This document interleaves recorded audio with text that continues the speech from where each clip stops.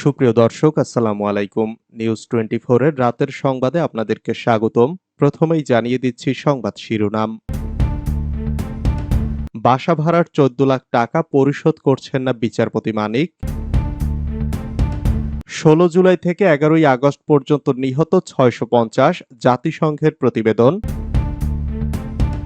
বাংলাদেশের সহিংসতায় 1000-এর বেশি মানুষ নিহত হয়েছে, মন্তব্য স্বরাষ্ট্র উপদেষ্টার। খালেদা জিয়াকে বিদেশ নেওয়ার বিষয়ে যা জানালেন ফখরুল। বঙ্গভবনের সামনে গ্রাম পুলিশের বিক্ষোভ, স্বরাষ্ট্র উপদেষ্টার আশ্বাসে সড়ক ত্যাগ। 32 নম্বরে বিবস্ত্র করা থেকে গায়ে হাত তোলার মতো ঘটনা মানবাধিকার লঙ্ঘন, মন্তব্য সার্জিসের। শুনছিলেন সংবাদ শিরোনাম। পুরো খবর পেতে ভিডিওটি শেষ পর্যন্ত দেখুন।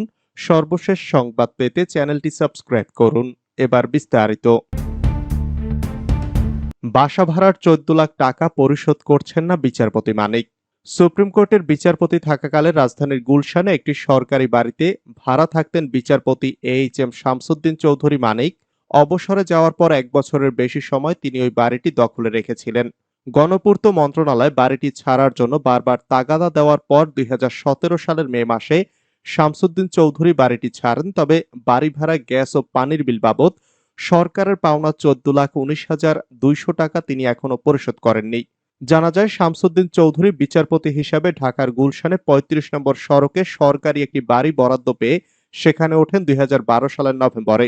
তিনি অবসরে যান 2015 সালের 2রা অক্টোবর।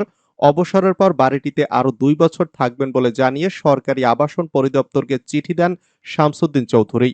আবাসন পরিদপ্তর সূত্র জানায়, তাকে 6 মাস থাকার অনুমতি দেওয়া হয়। সে হিসাবে বিচারপতি মানিকের বাড়ি ছাড়ার কথা 2016 সালের এপ্রিলে, কিন্তু ওই সময় তিনি বাড়ি ছাড়েননি, ছাড়েন 2017 সালের মে মাসে। সরকারি আবাসন পরিদপ্তরের সাম্প্রতিক হিসাবে শামসুদ্দিন চৌধুরী তাকে দেওয়া সময়ের চেয়ে যতদিন বেশি ওই বাড়িতে ছিলেন, সেই সময়ের বাড়ি ভাড়া, পানি বিল ও গ্যাস বিল বাবদ সরকারের পাওনা দাঁড়িয়েছে 14 লাখ টাকা। বিষয়টি নিয়ে বক্তব্য জানতে শামসুদ্দিন চৌধুরীর মুঠোফোনে যোগাযোগ করা হয়, তবে সাংবাদিক পরিচয় দেওয়ার পর তিনি কেটে দেন। 16 জুলাই থেকে 11ই আগস্ট পর্যন্ত নিহত 650। বাংলাদেশের সাম্প্রতিক বিক্ষোভ ও সরকারের পতনকে কেন্দ্র করে গত 16 জুলাই থেকে 11ই আগস্ট পর্যন্ত 27 দিনে অন্তত 650 জন নিহত হয়েছেন বলে জানিয়েছে জাতিসংঘ। ওই 27 দিনের পরিস্থিতি নিয়ে শুক্রবার একটি প্রাথমিক প্রতিবেদন প্রকাশ করেছে জাতিসংঘের মানবাধিকার বিষয়ক কমিশন। নিহতদের মধ্যে 4 আগস্ট পর্যন্ত 400 এর কাছাকাছি নিহত হয়েছেন। বাকি 250 জন 5 ও 6 আগস্ট নিহত হয়েছেন বলে প্রতিবেদনে উল্লেখ করা হয়েছে।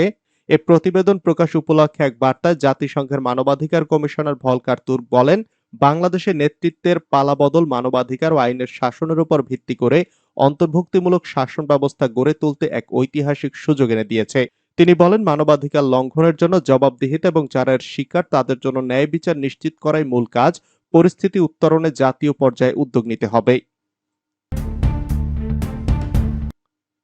অপরদিকে বাংলাদেশের সহিংসতায় 1000-এর বেশি মানুষ নিহত হয়েছে, দাবি স্বরাষ্ট্র উপদেষ্টার।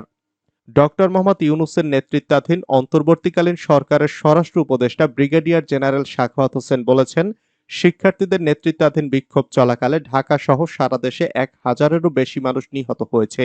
শুক্রবার নর্থ ইস্ট নিউজকে টেলিফোনে দেওয়া 45 মিনিটের একান্ত সাক্ষাৎকারে তিনি বলেন, ঢাকার কিছু জায়গায় এবং অন্যান্য জেলায় বেশিরভাগই ছাত্র ও তরুণ।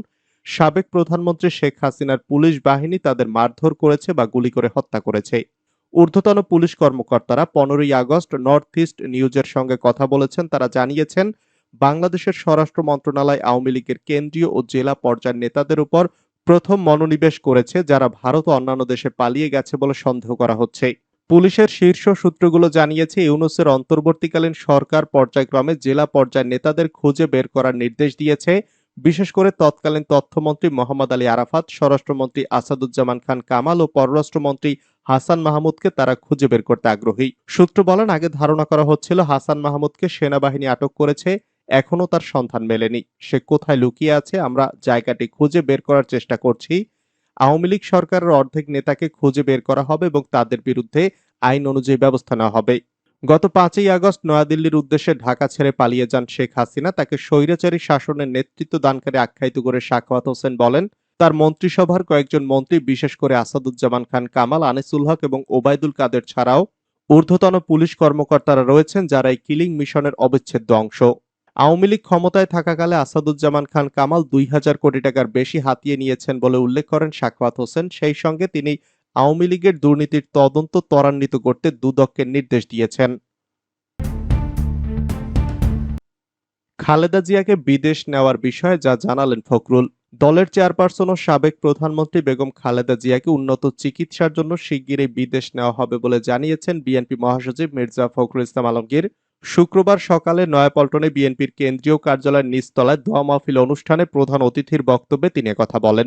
বেগম খালেদা জিয়ার ৮০তম জন্মবার্ষিকী উপলক্ষে এ দোয়া মাহফিলের আয়োজন করা হয়। বেগম খালেদা জিয়ার দীর্ঘ লড়াই সংগ্রামের বর্ণনা তুলে ধরে মির্জা ফখরুল ইসলাম আলমগীর বলেন, বিশ্বের কোন নারী নেত্রী গণতন্ত্রের জন্য এমনভাবে লড়াই সংগ্রাম করেননি।